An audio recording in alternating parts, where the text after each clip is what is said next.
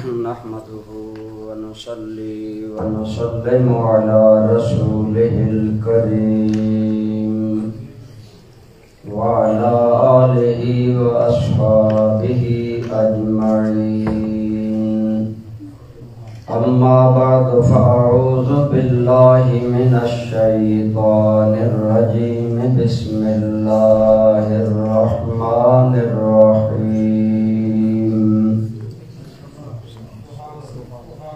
النبي أولى بالمؤمنين من أنفسهم وأزواجه أمهاتهم.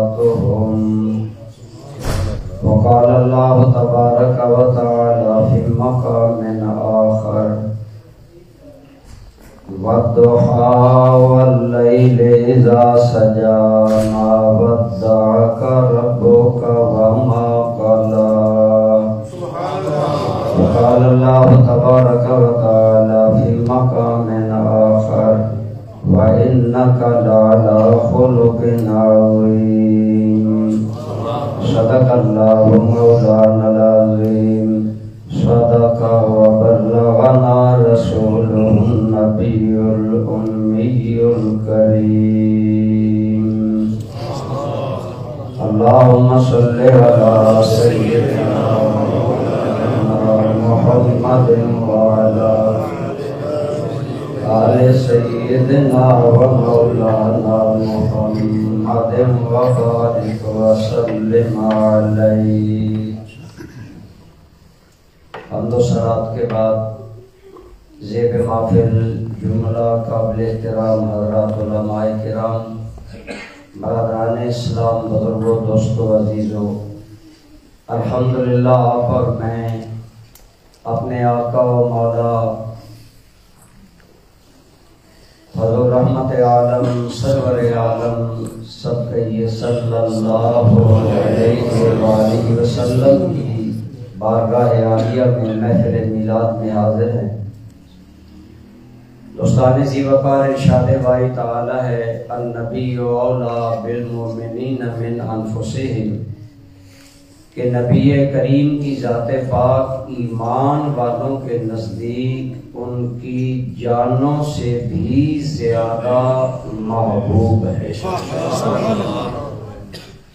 اولا کے عربی زبان میں 25 معنی ہیں: اقرب، اقدم، احب، بہت سے معنی ہیں. ان میں سے ایک معنی کہ نبی رحمت کی ذات ایمان والوں کے نزدیک اس قدر محبوب ہے کہ جانوں سے بڑھ کر ایمان والے مصطفیٰ سے پیار کرتے ہیں، محبت کرتے ہیں. دوستان ذی وقار، محبت کیا ہے؟ میل النفس الی الکمال، نفس کا اور دل کا کسی کمال کی طرف اور حسن کی طرف مائل ہو جانا، اس کا نام محبت ہے. انسان کا دل جب مائل ہو جائے تو گویا دل میں محبت آ گئی. لیکن دوستان ذی وقار، دل کے مائل ہونے کے کئی سبب ہیں، ان میں سے صرف 2 پر میں بات کروں گا. دل مائل ہوتا ہے انسان کا، انسان کی صورت حسین ہو یا پھر انسان کی سیرت حسین ہو. صورت کو علماء تشریح فرما ہے خلق کہا جاتا ہے، اور اخلاق اور سیرت کو خلق کہا جاتا ہے. گویا اگر خلق میں حسن ہو تب بھی دل مائل ہوتے ہیں، اگر خلق میں حسن ہو تب بھی دل مائل ہوتے ہیں.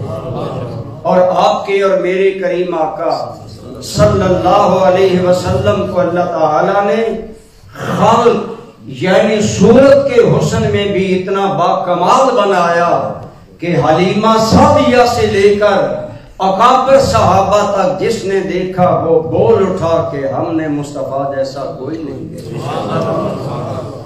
آپ کے حسن ظاہری، حسن صورت، اس کے بارے میں احادیث مبارکہ میں تفصیل سے بیان ہے. یہاں ایک بات میں کروں، بعض لوگ سوچتے ہیں کہ سرکار کریم صلی اللہ علیہ وسلم کے حسن کے بیان کی کیا ضرورت ہے؟ سیرت بیان ہونی چاہیے، صورت کیوں بیان ہوتی ہے؟ بعض ماڈرن خیال اپنے آپ کو کہنے والے علماء یہ سنائی دیتے ہیں کہتے ہوئے کہ جی صورت تو تھی اعلیٰ، بیان کی ضرورت نہیں۔ آؤ میں عرض کروں، علماء تشریف فرما ہیں، ترمذی میں، شمائل ترمذی میں باقاعدہ موجود ہے کہ سیدنا امام حسن مجتبی جو مولا علی کے نور نظر ہیں، سیدہ خاتون جنت کے لفظ جگر ہیں، فرماتے ہیں سال تو خالی ہند بنا ابی حالتا ربیب رسول اللہ صلی اللہ علیہ وسلم، اے لوگو میں نے ایک دن اپنے ماموں حضرت ہند بن ابی حالہ جو حضرت خدیجہ کے پہلے شوہر سے فرزند تھے، سعادت یہ حاصل ہوئی تھی کہ انہیں پلنا مصطفیٰ کی گود بھی نصیب ہوا۔ ہند بن ابی حالہ یہ حضرت امام حسن کے ماموں یعنی سیدہ فاطمہ الزہرا کے بھائی تھے، حضرت سیدہ خدیجہ الکبریٰ سے۔ آپ فرماتے میں نے عرض کیا ماموں جان حضور کے وصال کے وقت میں چھوٹا سا تھا، مجھے حضور کے نقش و نگار پوری طرح یاد نہیں، آپ ذرا مجھے بتائیں میرے آقا کریم کے بارے میں۔ انی لاشتہی، اے خالو جان، اے ماموں جان، میں چاہتا ہوں کہ آپ میرے لیے بیان کریں شیئا من وصفہ، نبی رحمت کی تعریف اور حسن کے بارے میں۔ اگلے الفاظ قابل غور ہیں امام حسن سوال کر رہے ہیں ماموں جان سے، حضرت ہند بن ابی حالہ سے، کہتے ہیں میں نے عرض کیا میرے آقا نانا جان کا ذرا میرے سامنے تعریف کریں، لے آتا اللہ کا بھی، میں چاہتا ہوں تم میرے نانا جان کا کچھ وصف بیان کرو، میں حسن اسے دل میں بسا دوں، میں اس سے متعلق ہو جاؤں، میں اس سے اپنے من کو راضی کروں۔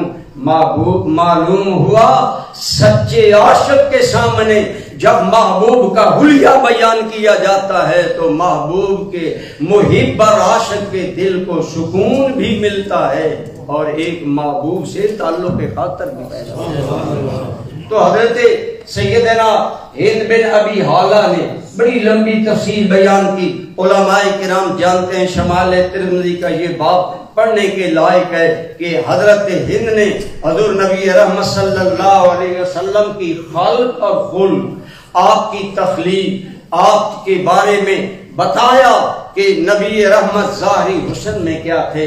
آپ نے بہت لمبی بات کی، اس کے اندر یہی بیان کیا کہ حضور نبی رحمت صلی اللہ علیہ وسلم کو اللہ تعالی نے صورت اور سیرت کے دونوں حسن عطا فرمائے، حتیٰ کہ آپ فرماتے ہیں کہ جس نے بھی حضور کو جانا وہ 100 جان سے مصطفیٰ کریم پر قربان۔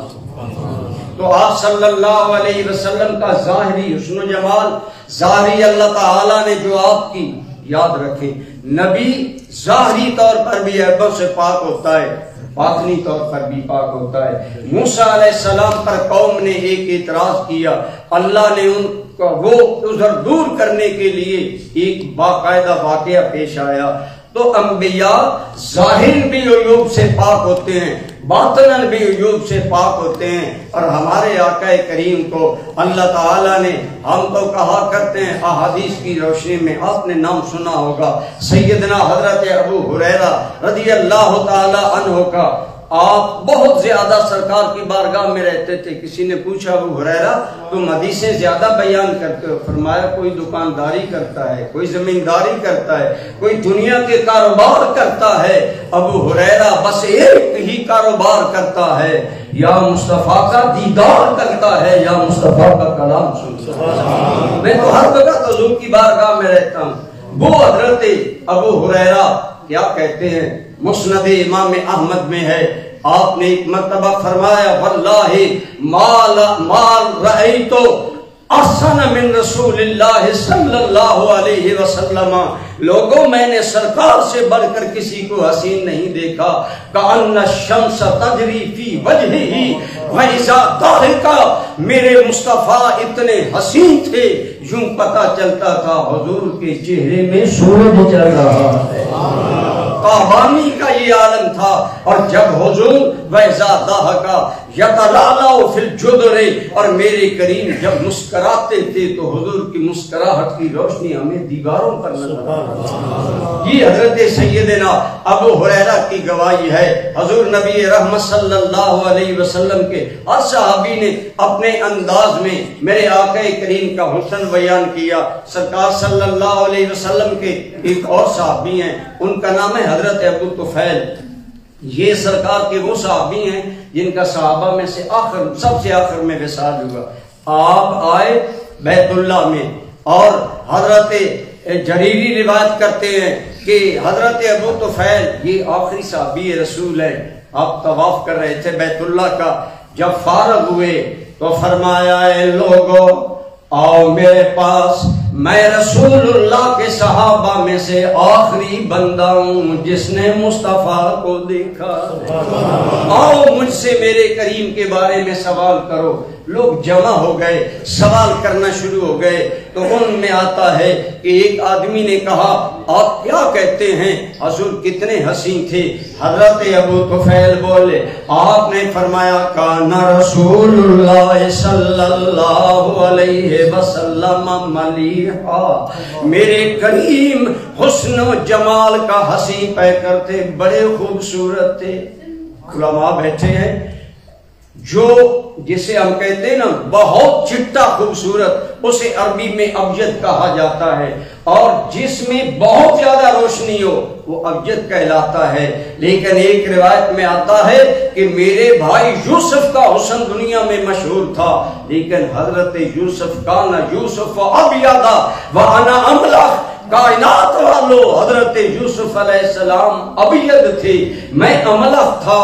ان کا فرق کیا, ابیض وہ روشن جس کے چہرے پر نگاہ نہیں ٹکتی, املح وہ ہوتا ہے جس کے حسن میں سفیدی میں نمکاہٹ ہوتی ہے تاکہ کوئی اگر عاشق دیکھنا چاہے تو من بھر کر محبوب کا چہرہ دیکھ سکے. گویا حضور نبی رحمت کی ایک ایسی کشش تھی کہ دیکھنے والے انہیں محسوس کرتے تھے. اسی لیے ہم کہتے ہیں کہ اللہ تعالیٰ نے سارے انبیاء میں جتنا حسن تقسیم کیا, اللہ نے وہ سارا حسن جمع کر کے آمنہ کے لال اور ہمارے آقا کریم کو عطا فرمایا کہ یا رسول اللہ داستان حسن جب پھیلی تو لامحدود تھی. داستان حسن جب پھیلی تو لامحدود تھی, اور جب سمٹی تو تیرا سفید کپڑے میں لپیٹ دیے گئے ہیں اور آپ کے چہرے پر کپڑا ہے. فرماتی ہیں جب میں آگے بڑھی اور آپ کے چہرے پر سے کپڑا ہٹایا گیا, میری پہلی نظر آپ کے چہرے پر پڑی, میں 100 جان سے قربان ہو گئی. دل میں خیال آیا حضرت حلیمہ پر پڑی. آج دائیوں کے نام کوئی نہیں جانتا, لیکن حلیمہ کا تذکرہ کائنات میں ہے. یہ نظر اگر حلیمہ پر پڑ گئی تو اس کا بخت بیدار ہو گیا, اور یہی اب اگر نظر صحابہ پر پڑی تو وہ دنیا کے مقتدا بن گئے. ہم محافل آج اسی لیے منعقد کرتے ہیں کہ ہم بھی محفل سجائے بیٹھے ہیں, شاید سرکار کی ایک نگاہ توجہ نصیب. اعلیٰ حضرت کا ایک شعر ہے کہ جس طرف اٹھ گئی لمحے دم آ گیا, اس نے کہا عنایت پہ لاکھوں سلام. میرے مرشد کریم حضور سیدی ضیاء الامت فرمایا کرتے تھے بیٹا جب یہ شعر پڑھو تو دل میں یہ ارادہ رکھا کرو کہ کاش حضور کی ایک نظر مجھے بھی نصیب۔ تو میرے کریم آقا آپ صلی اللہ علیہ وآلہ وسلم کے حسن کو صحابہ نے مختلف انداز میں بیان کیا۔ آپ نے مشہور قصیدہ حضرت حسان بن ثابت کا سنا ہے کہ وَأَحْسَنُ مِنْكَ لَمْ تَرَكَتْ عَيْنِي وَأَجْمَلُ مِنْكَ لَمْ تَلِدِ النِّسَاءُ۔ اسے اجمالو بھی پڑھنا جائز ہے، اجمالہ بھی جائز ہے، یہ علماء کے ہم معاملہ ہے، لیکن ظاہری طور پر حضرت حسان بن ثابت جو میرے محبوب کی بارگاہ کے شاعر ہیں، اور یہ یاد رکھیں صحابہ کرام اندر باہر سے سچے مومن تھے، یہ نہیں کہ ظاہر اور ہو باطن اور ہو۔ حضرت حسان بن ثابت فرماتے ہیں یا رسول اللہ آپ سے حسین کسی ماں نے تو کوئی جنا ہی نہیں۔ پھر خیال آیا حسان تیری آنکھ کا کیا، ہو سکتا ہے کوئی حسین ہو لیکن تیری آنکھ نے دیکھا نہ ہو۔ تو حضرت سیدنا حسان کہنے لگے وَأَجْمَلُ مِنْكَ لَمْ تَلِدِ النِّسَاءُ، یا رسول اللہ آپ سے حسین تو کسی ماں نے کوئی بچہ جنا ہی نہیں۔ پھر اپنے تخیل میں کمال کر ڈالا، فرمایا خلقت مبرأ من کل عیب کأنک قد خلقت کما تشاء۔ صحابی کا عقیدہ دیکھیں، آج اگر ہم حضور کے اوصاف بیان کریں لوگوں کے دل میں شکوک و شبہات پیدا ہوتے ہیں، لیکن حضرت حسان نے سرکار کی حسن صورت کے بیان میں حد کر دی۔ کہتے ہیں آقا آپ جیسا کوئی پیدا ہی نہیں ہوا، اور آگے کہتے ہیں کہ آپ ہر عیب سے پاک پیدا کیے گئے، پتہ یوں چلتا ہے کہ آپ ایسے بنائے گئے جیسے آپ چاہتے تھے۔ یہاں پر رک کر ایک میں ضروری بات کروں گا، ہماری اہل سنت کی یہ عدم توجہ ہے علماء کی کہ ہمارے عموماً عقیدے یا نعت خوان بیان کرتے ہیں یا جاہل خطبہ بیان کرتے ہیں۔ یاد رکھیں عقیدہ ایک بنیادی چیز ہوتا ہے جس پر نجات کا دار و مدار ہوتا ہے۔ ایک نعت خوان کہنے لگا اللہ نے حضور سے پوچھ کر حضور کو بنایا، میں نے کہا یہ غلط ہے۔ ایک ہوتا ہے خبر، ایک ہوتی ہے تشبیہ۔ آپ خبر دے رہی علماء سے متعلقہ بات ہے، ان سے میں کر رہا ہوں۔ خبر اور ہوتی ہے، تشبیہ اور ہوتی ہے۔ خبر نہیں ایسا ہے نہیں، اللہ قادر ہے جو اس نے چاہا بنایا، لیکن حسان کا حسن تخیل صورت مصطفیٰ یہ ہے کہ اپنے تخیل میں تشبیہ میں کہتا ہے میری فکر تو یہ کہتی ہے کہ گویا آپ کو ایسے گویا کے الفاظ ہیں، گویا حقیقت نہیں ہوتی تشبیہ ہوتی ہے، گویا آپ کو ایسے بنایا گیا جیسے گویا آپ پسند فرماتے ہیں۔ یہ تخیل ہے، ایک تشبیہ ہے، یہ عقیدہ یا خبر نہیں کہ نعوذ باللہ اللہ نے حضور سے پوچھ کر حضور کو بنایا ہو۔ اللہ کی عظمت کبریائی اپنی جگہ، اس کا پاس کرنا بھی علماء کی ذمہ داری ہے۔ اس لیے عقائد کے بارے میں علماء کو کانشیس ہونا چاہیے، اور ہر بات اور ناخوانوں کو بھی یہ نہیں کہنا چاہیے کہ میں عقیدہ بیان کر رہا ہوں، میں عقیدے کی وضاحت بیان کر رہا ہوں۔ عقائد کی وضاحت صرف اتھینٹک علماء کیا۔ ہمارے اندر آج گمراہی کی وجہ یہی ہے، ہر کوئی اپنی بولی بول رہا ہے۔ تو بہرحال میرے کریم آقا کو اللہ نے حسن صورت بھی عطا فرمائی، حسن سیرت بھی عطا فرمائی۔ عبداللہ بن سلام یہودیت کے بہت بڑے عالم ہیں، کہتے ہیں جب حضور مدینہ منورہ آئے میں کتابوں میں پڑھ چکا تھا ایک نبی آنے والا ہے۔ یہودیوں میں یہ اتنے بڑے عالم تھے، ان کا خیال تھا نئے آنے والے نبی کو علمی طور پر مرعوب کرنے کے لیے ہم عبداللہ بن سلام سے مناظرہ کروائیں گے، لیکن عبداللہ بن سلام ان کی یاد رکھیں نیت میں جب تکبر آتا ہے، جب حسد آتا ہے، جب حوث آتی ہے، ہدایت کے دروازے بند ہو جاتے ہیں۔ عبداللہ بن سلام ان سب میں سے بڑے عالم تھے، کہتے ہیں میں نے دل میں سوچا جب کتابوں میں آنے والے نبی کا ذکر موجود ہے میں کیوں بلا وجہ بدبختی کا نشان بنوں۔ کہتے ہیں میں نے سنا مدینے میں وہ نبی آ گیا اور قباء میں ٹھہرے ہیں، میں اس وقت کھجوریں اتار رہا تھا، میں اترا کسی کو بتائے بغیر میں ان کی محفل میں چلا گیا اور میں جج کرنے کے لیے جانچنے کے لیے آنے والا کیسا ہے۔ تو حضرت عبداللہ بن سلام نے دو باتیں کی۔ یہودیت کے بہت بڑے عالم جن پر اس وقت مدینہ کے یہودی علماء کو ناز تھا، جب وہاں گئے تو پھر گئی، میرے آقا کی بارگاہ میں آئے تو بیٹھ ہی گئے۔ حضرت سیدنا عبداللہ بن سلام سے پوچھا گیا آپ کے دل پر اسلام کا اثر کیسے ہوا؟ فرمایا میں حضور کی پہلی محفل میں گیا اور میں نے حضور کو دیکھا، فلما تبینت وجہہ، جب ان کا چہرہ میں نے دیکھا، میری نظر اس چہرے پر پڑی تو میرا دل بولا انہ لیس بوجہ کاذب، اتنا خوبصورت چہرہ کسی جھوٹے کا نہیں ہو سکتا، یہ وہی ہے جو آنے والا آ گیا۔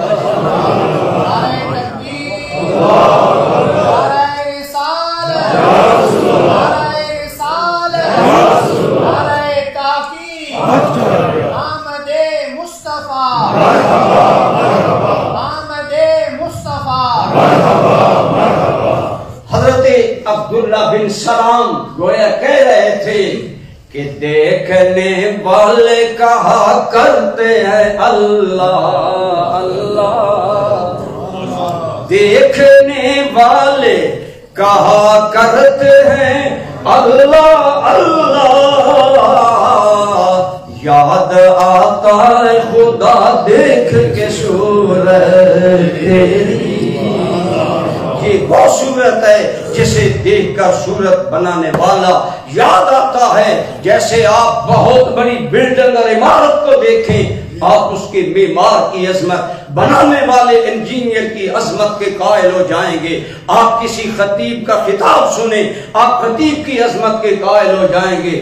خدا کی قسم اللہ نے ساری کائنات میں نشانیاں بکھیری ہیں کہ ان میں غور کر کے مجھے پہچانو، لیکن کائنات کی نشانیوں میں سب سے بڑی نشانی صورت مصطفیٰ اور سیرت مصطفیٰ ہے۔ اسی لیے تو رب نے الگ کر کے فرمایا فلا وربک، اے محمد مجھے تیرے رب کی قسم، یوں پتہ چلتا ہے قسم اٹھانے والا اور ہے، جس کی اٹھا رہا ہے وہ اور ہے۔ گویا فرمایا پیارے میں سارے جہانوں کا رب ہوں، لیکن تیرا رب ہونے میں یہ عظمت ہے کہ جو تجھے دل سے دیکھے گا اسے میرا عرفان۔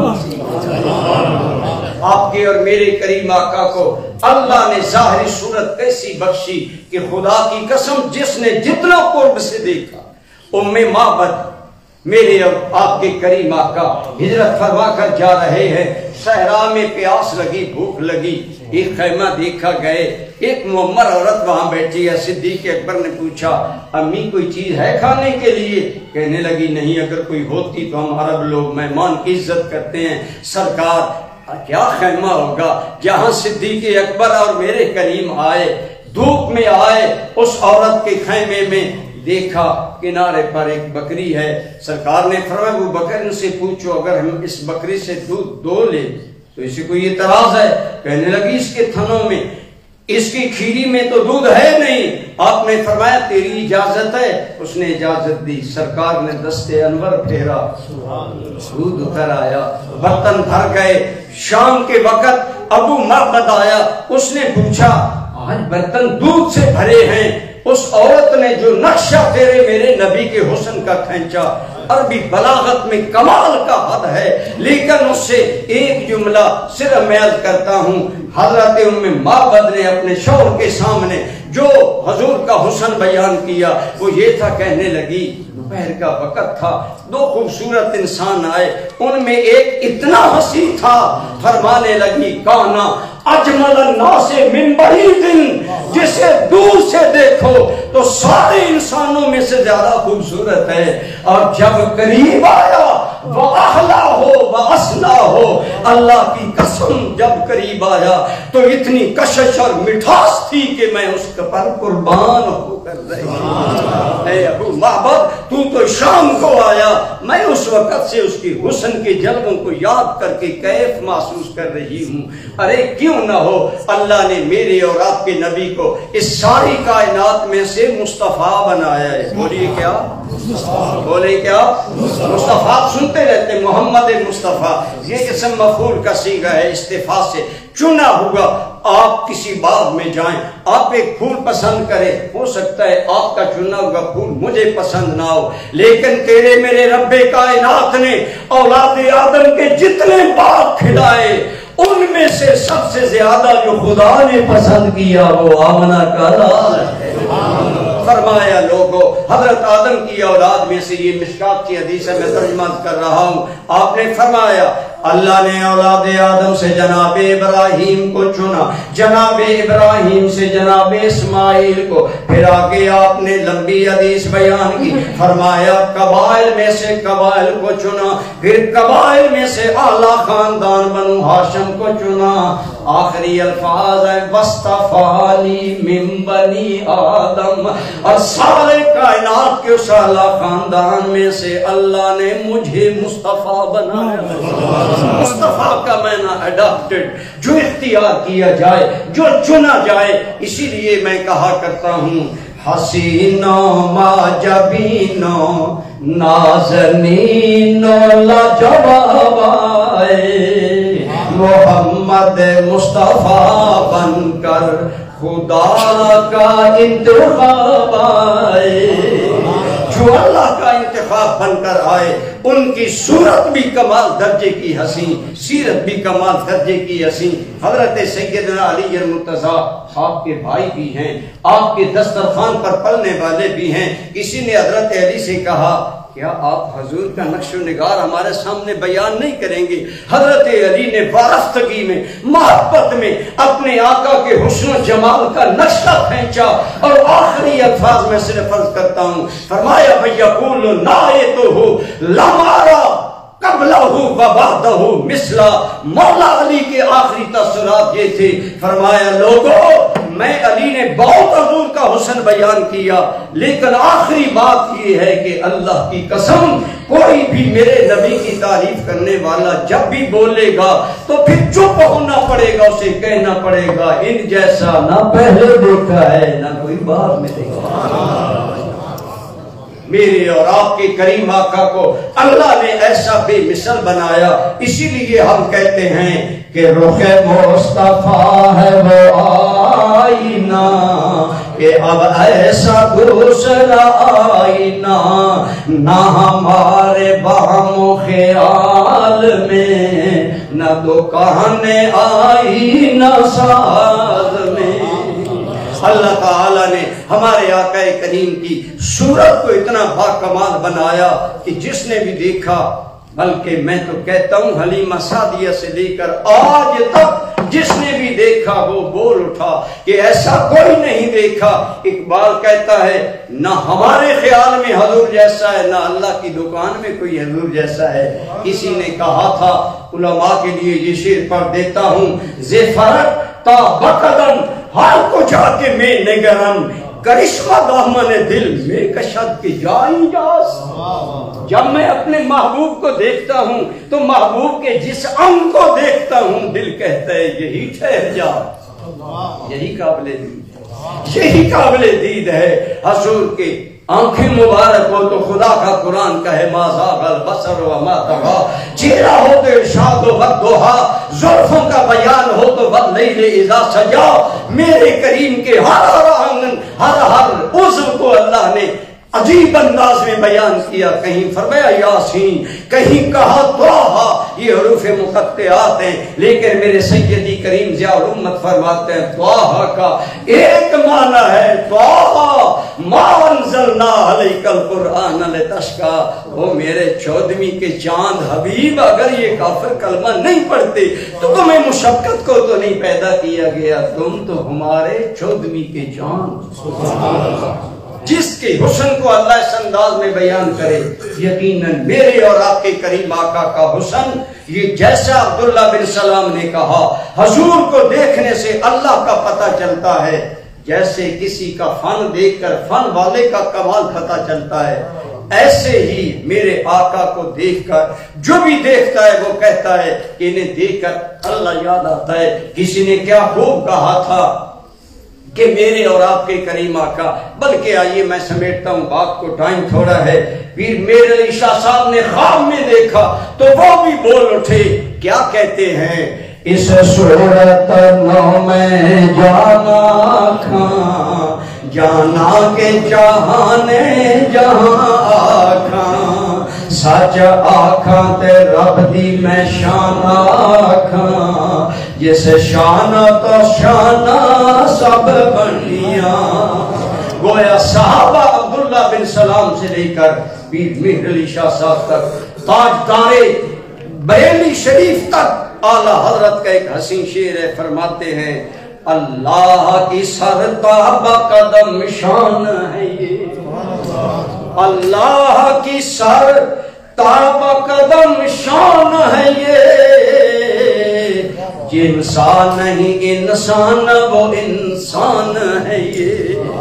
اللہ تعالیٰ نے بلکہ اعلیٰ حضرت نے ایک اور شعر میں کیا پیاری بات کی، از کہتے ہیں یا رسول اللہ تیری خلق کو حق نے جمیل کیا، تیرے خلق کو حق نے عظیم کہا، کوئی تجھ سا ہوا ہے نہ ہوگا شاہ، تیرے خالق کے حسن و ادا کی قسم۔ اعلیٰ حضرت فرماتے ہیں اللہ نے خلق میں بھی ہمارے آقا کو بے مثال بنایا اور خلق میں بھی بے مثال بنایا۔ دوستو ہمارا ماٹو ہے میلاد مناؤ، سیرت اپناؤ، مصطفیٰ کی صورت کا بیان سیدہ آمنہ کی گود سے لے کر آخری حصے تک یہ حضور کے میلاد کا بیان ہے اور حضور کے کردار کا بیان، سیرت کا بیان۔ ہمیں جہاں میلاد کے ان اہم پہلوؤں کو سامنے رکھنا چاہیے۔ میرے کریم کیسا حسن لے کر آئے کہ آتے ہیں تو سیدہ آمنہ کہتی ہیں میں نے مکہ میں بیٹھے ہی شام کے محلات جگمگاتے تھے۔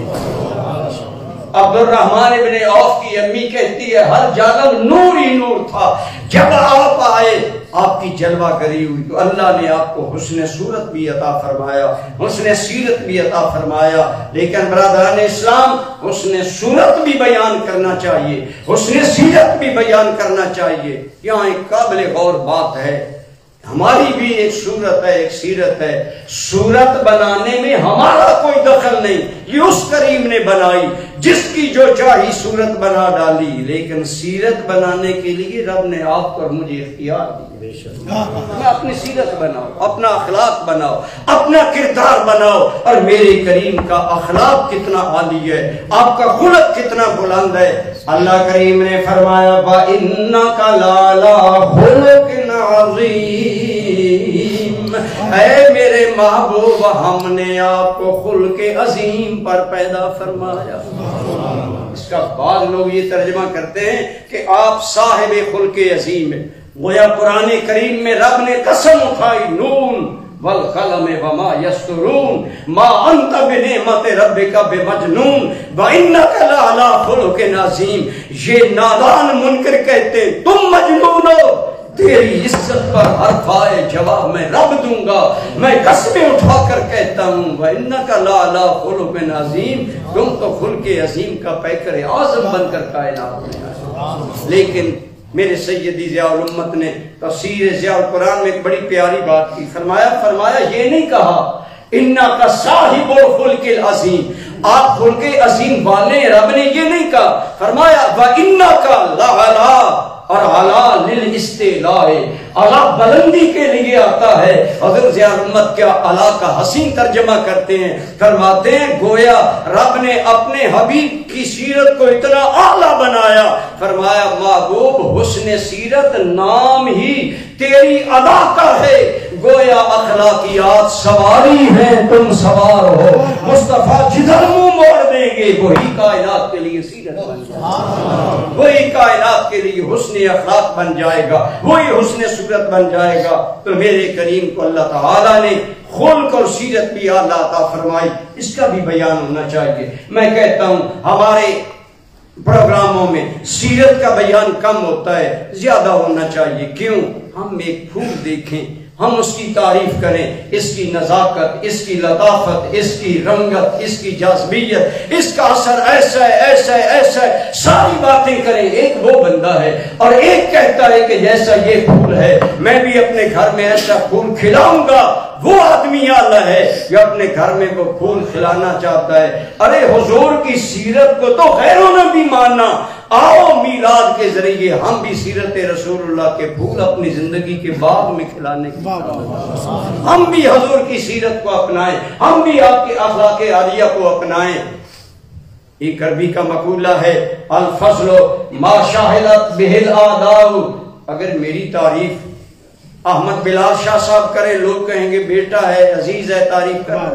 اگر مولانا نور علی سیالوی کرے، اگر انعام الحق وان کرے لوگ کہیں گے یہ شاگرد ہیں۔ عرب کہتے ہیں الفضل ما شاہدت بہ الاعداء، کمال وہ ہوتا ہے جو دشمن مانے، کمال وہ ہوتا ہے جو دشمن مانے۔ اور میں کیا کرتا ہوں، تیرے میرے کریم کی سیرت حسن خلق ہوئے جب میرے کریم نے اعلان نبوت کیا، پہلے دن یہ نہیں کہا اے بنو فہر، اے بنو عبد المطلب، اے بنو تمیم، فلاں فلاں بنو عدم، بنو عدی، میں یہ لے کر آیا ہوں، میں اگر کہو نبی ہوں، کہو تو چاند ٹکڑے کر دوں، کہو تو ڈوبا سورج بلا لوں، کہو تو درخت اپنے قدموں میں بلا لوں۔ حالانکہ یہ سارے کام کیے۔ آپ میں سے جو مکہ گئے ہیں یاد ہوگا کہ جنت المعلا کے قریب مسجد جن کے قریب ایک مسجد شجرہ ہے۔ پہلی مرتبہ میں سوچ میں پڑ گیا، پاکستان میں تو ٹہلی والی مسجد، دریک والی مسجد، مکہ میں درخت والی مسجد کہاں آئی؟ جواب ملا یہ وہی جگہ ہے۔ حضور کھڑے ہیں، ایک بدو آیا کہنے لگا اے محمد اگر یہ درخت کہے تم رسول ہو میں مان لوں گا۔ فرمایا میں نہیں بلاتا، تم کہو گے جادو ہے، جاؤ اس کو پیغام دو تمہیں اللہ کا رسول بلا رہا۔ اور درخت جڑیں ہلا کر حضور کی بارگاہ عالیہ میں آیا۔ وہ مسجد شجرہ حضور کے معجزہ کی، حضور نے سارے کام کیے، سورج ڈوبا سورج لوٹایا، کنکریوں سے کلمہ پڑھایا، آپ نے چاند دو ٹکڑے فرمایا، لیکن پہلے دن یہ نہیں کہا۔ میرے مرشد کریم حضور ضیاء الامت فرمایا کرتے تھے حضور نے پہلے دن اپنی کرامات یا معجزات نہیں دکھائے۔ مکہ والوں، گرد نواح والوں کو جمع کر کے کیا فرمایا؟ لوگوں میں تمہارے اندر 40 سال رہا، کیف وجدتمونی، ذرا بول کر مجھے بتاؤ تم نے محمد کو بحیثیت بچہ کیسے پایا؟ بحیثیت لڑکا پن کچھ جوانی میں کیا پایا؟ جوانی تو ہوش روا عمر ہوتی ہے، تم نے مجھے شادی سے پہلے کیسے پایا؟ میرا 40 سالہ کتاب زندگی تمہارے سامنے کھلی ہے، ایک ایک واقعہ بتاؤ۔ کیف وجدتمونی بخاری کے الفاظ ہیں، دشمن بولے، جان کے دشمن بولے، کیا کہنے لگے؟ اے محمد ما جربنا علیک الا صدقا، ہم نے تو 40 سال میں تمہیں صادق ہی صادق پایا، سچا ہی سچا پایا۔ توجہ فرمائیے، گویا حضور نے سب سے پہلی اپنی دعوت کی صداقت پر دلیل اپنا کردار بنایا، اپنا اخلاق بنایا، اپنی سیرت بنائی، اپنا کردار بنایا۔ میرے مرشد یہ بھی فرمایا کرتے تھے کل تم عوام کے سامنے علماء بن کر جاؤ گے، تمہاری تقریر سے زیادہ اثر تمہارے کردار کا لوگوں پر ہوگا۔ پہلے اپنی سیرت سنوارو، پھر تمہاری گفتگو میں اللہ اثر دے گا۔ آج یہ ہماری بھی ذمہ داری ہے۔ تو میں کہہ رہا تھا میرے کریم کا خلق وہ ہے جس کی گواہی جان کے دشمن بھی مانتے تھے انہیں صادق و امین۔ کیا بات ہے حضور کے عالم شباب کی، یہ ہے وہ صورت اور وہ خلق جو اللہ نے آپ کے اور میرے کریم آقا کو عطا کیا۔ اس سیرت نے دنیا کے دل موہ لیے، دنیا فدا ہو گئی، قربان ہو گئی۔ دوستو آپ نے 12 علماء سے سنا، مکہ والے حضور کے نام سے زیادہ حضور کو 2 ناموں سے پکارتے تھے، جانتے تھے، امین اور گویا سچائی اور امانت، دیانت، یہ میرے آقا کی سیرت کے اعلیٰ عنوان ہیں۔ یہ گویا اعلیٰ 2 عنوان ہیں، پوائنٹ ہیں، ایک سچائی اور دوسری امانت و صداقت۔ اللہ کی قسم حضور نے اپنی زندگی میں یہ باتیں ہمیں سکھائیں. آج میلاد منانے والوں کا زیادہ حق ہے کہ وہ سچے ہوں، وہ دیانتدار ہوں، وہ حضور کی امانت کے امین بنے، دیانت کے امین بنے. امام زرقانی نے لکھا، حضرت طارق بن عبداللہ روایت کرتے ہیں کہ ہمارا قافلہ مدینہ پاک کے قریب ٹھہرا، ہمارے پاس اونٹ تھے. ایک آدمی آیا اجنبی لیکن تھا بہت خوبصورت، ہمارے اندر آیا، بات چلی اونٹوں کی. اسے ایک سرخ رنگ کا اونٹ پسند آ گیا، بات چیت چلی، کتنے پیسے لو گے، سودا طے ہو گیا، اونٹ ہم نے دے دیا. طارق ابن عبداللہ کہتے ہیں اونٹ لے کر وہ بندہ چلا گیا، کہتا ہے شام تک تمہیں اس کا بدلہ قیمت مل جائے. ہم نے کہا ٹھیک ہے. وہ اونٹ لینے والا اونٹ لے کر چلا گیا، لیکن ہمارا قافلہ لڑنے لگا. یار عجیب لوگ، اتنا قیمتی اونٹ دے دیا اور خریدنے والے کا نہ نام پوچھا، نہ پتہ پوچھا، نہ عطا پوچھا، نہ کوئی تعارف، نہ ہم جانتے ہیں وہ کون ہے. اب جھگڑا بنا. طارق ابن عبداللہ کہتے ہیں تکرار بڑا. امام زرقانی نقل کرتے ہیں لڑنے لگے کہ تم نے اونٹ ضائع کر دیا، لینے والا لے گیا اور تمہیں اس نے ایسا مبہوت کیا. کوئی بات یاد نہیں رہی تو اللہ کی قسم سنیے، ورلڈ اسلامک مشن والے دوستو، اس قافلے کے سالار کی بیوی خیمے سے نکلی، کہنے لگی جھگڑو نہیں. انہوں نے کہا کیوں؟ کہنے لگی واللہ رأیت رجلا کأن وجہہ القمر لیلۃ البدر. جس بارے میں جھگڑ رہے ہو میں اندر سے اوج میں دیکھ رہی تھی، اس کا چہرہ 14ویں کے چاند کی طرح خوبصورت ہے. اتنا حسین انسان دھوکہ باز نہیں ہوتا. انا ضامنۃ لثمن جملکم، میں تمہاری اونٹ کی قیمت کی ضمانت دیتا ہوں. قافلے کا سالار تھا، اس کی بیوی تھی، اس نے بات ختم کر دی. کہا اگر رقم نہ آئی میں ادا کروں گی. آخری جملے امام زرقانی کے کیا ہیں؟ عورت بولی ولا یغدر بکم.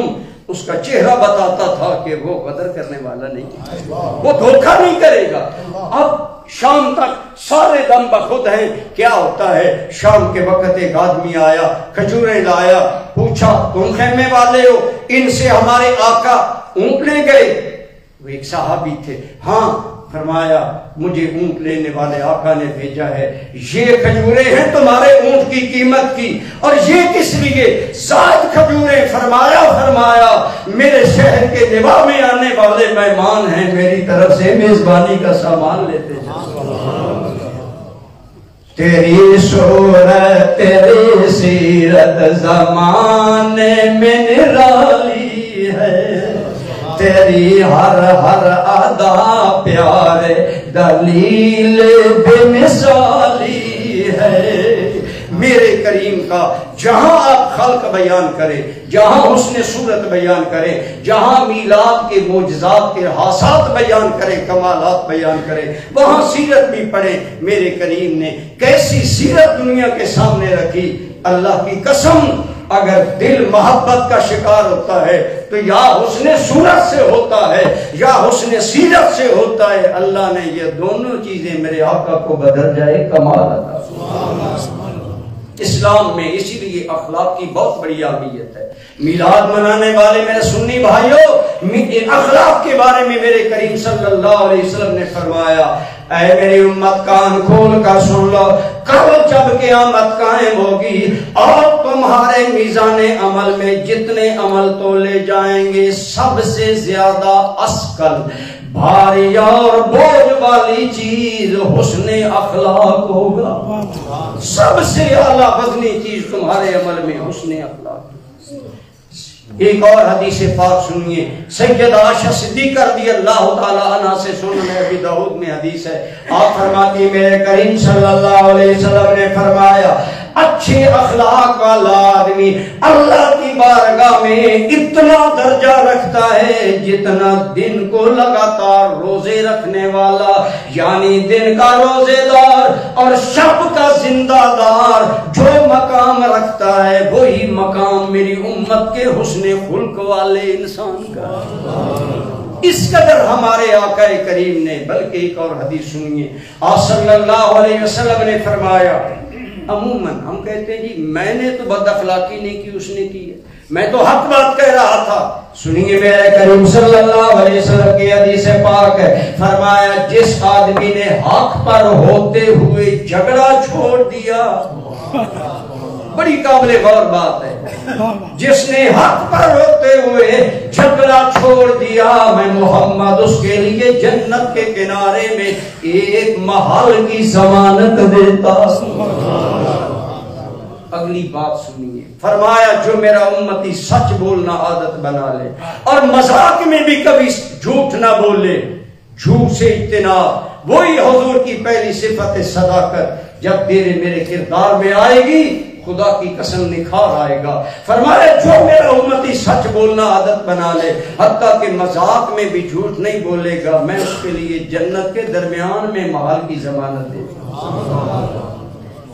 اگلی بات فرمایا اور جو آدمی حق پر ہوتے ہوئے جھگڑا چھوڑ دے اس کے لیے میں جنت کے کنارے پر محل کا ضامن. جو بندہ سچا ہو سچ بولے اس کے لیے جنت کے مرکز میں محل کا ضامن. اور جو آدمی میری امت کا اعلیٰ اخلاق والا ہوگا میں اس کے لیے جنت کے اعلیٰ درجوں میں محل کا ضامن. آپ علماء سے پوچھئے, علماء بشارات سنا سکتے ہیں, علماء حدیث کی روشنی میں ہمیں خوشخبریاں دے سکتے.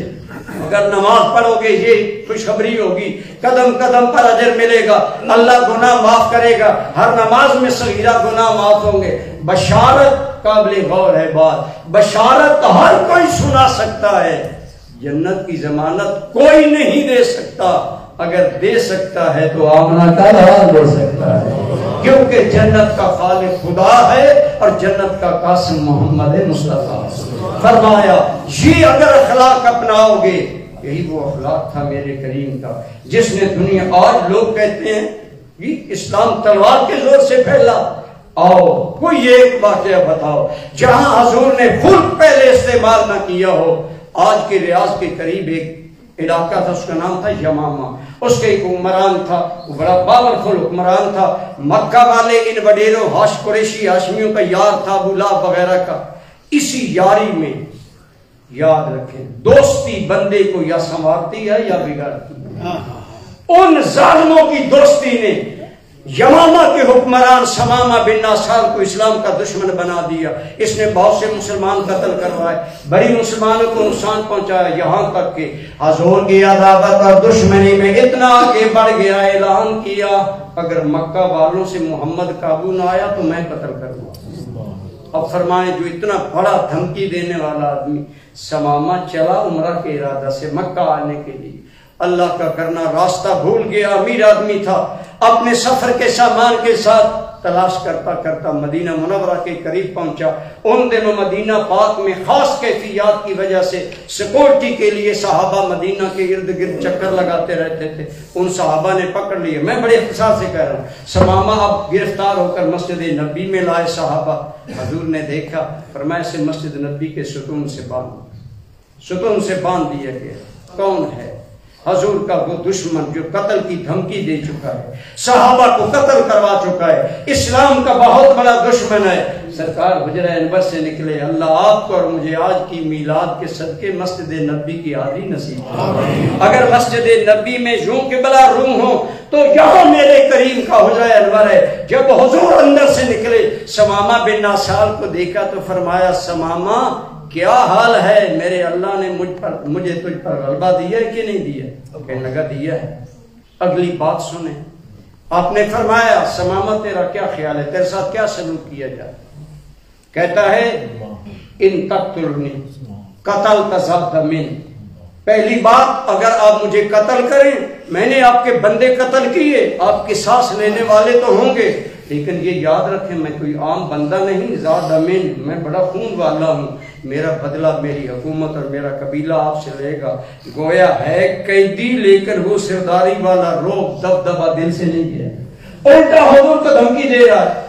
کہتے ہیں اگر تم مجھے قتل کرواؤ گے تو پھر اس کا تمہیں بدلہ دینا ہوگا, اور اگر تمہیں معاف کرو گے تو پھر سنو انکا عفوتا عن رجل یعرف قدر عفو, اگر تم مجھے معاف کرو گے تو پھر ایسے بندے کو معاف کرو گے جو قدر معاف کرنے کی قدر پہچانتا ہے. ہر جملے میں سرداری والا دبدبا, तमकनत, वकार हर बात में। और तीसरी बात कहता है इन ततलुब माला, और ए मोहम्मद अगर तू माल चाहता है तो मांग कितना चाहता है, मुझे छोड़कर तुझे माल मिलेगा।